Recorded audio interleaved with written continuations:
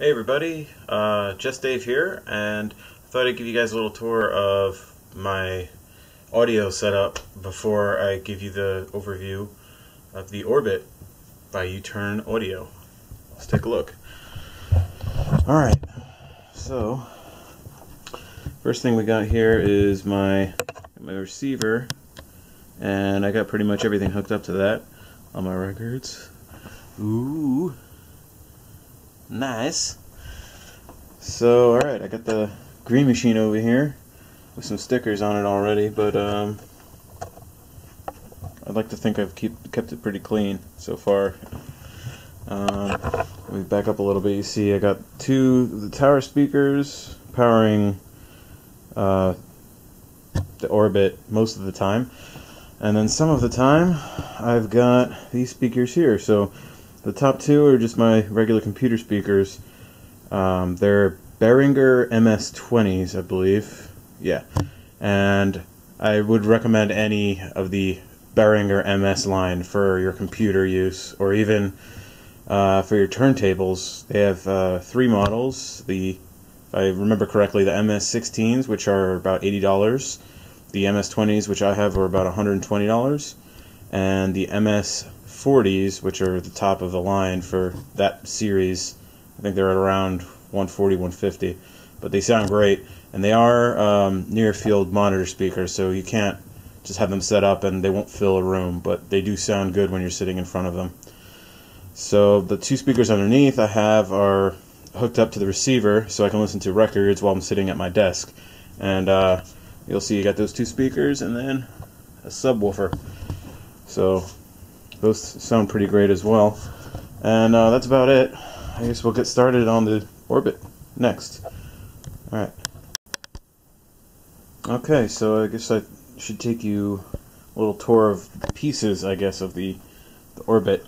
So I purchased the Green Orbit Plus, and that comes with, of course, green, and also the acrylic platter, which I don't know if you necessarily need this, but I would think that it definitely helps the sound. I'm definitely glad I got this, so I don't know, it's up to you. Got the felt pad here, which I don't know if that's going to focus, but it's got quite a good amount of thickness there, and it doesn't shed, which is also a good thing.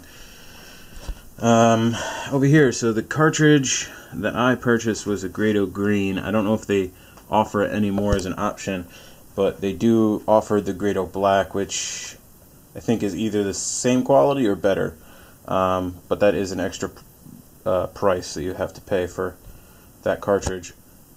I'm assuming it's worth it. I think it is. Maybe you do too, but I don't know.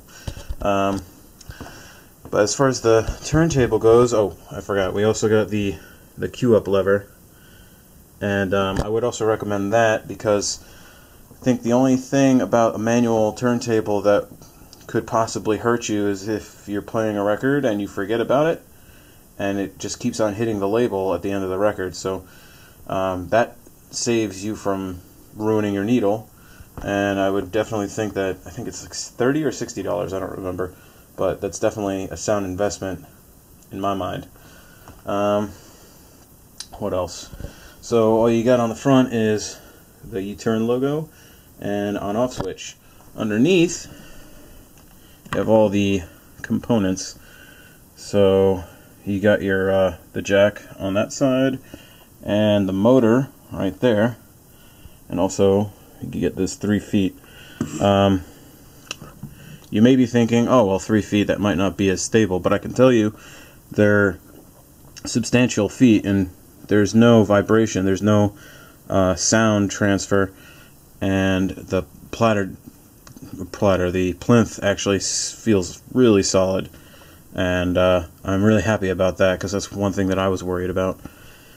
Other than that, the little latch for the tone arm, that is completely rubber, so it's got a little play to it, and as far as I've seen, that's definitely a good thing. You don't ever feel like you're going to break it, and it feels like it's secure. Okay, so I'm going to assemble this, and you can see what it looks like when it's running. Alright, there it is in all its glory. I'm trying to think of things that, I guess, bad things to say about it. There's not very many.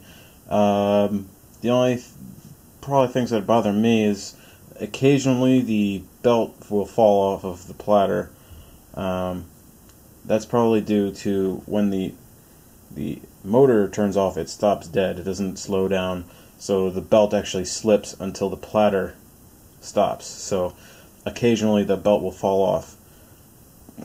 A little annoying, yes, but probably not the end of the world. The only other thing is the dust cover, which I'll put down so you can see it.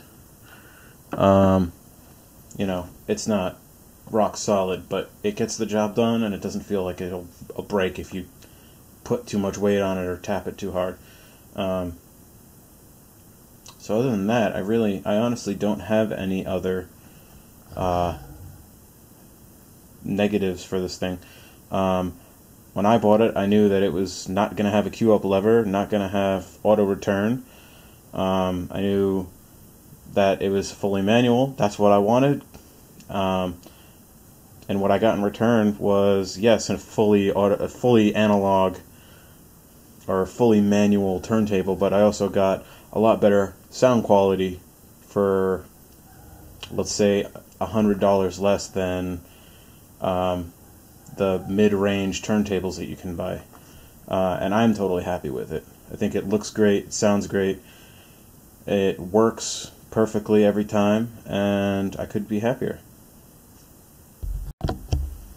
Okay, well, I guess the only thing left to do is let you hear it. So, I got Volcano Choir on here right now, so I guess I'll give you guys a few seconds of Volcano Choir before I sign off. Alright, well, if you have any questions, just, you know how to get to me. Just ask me, and I'll be more than willing to answer. Until then, hopefully I don't mess this up.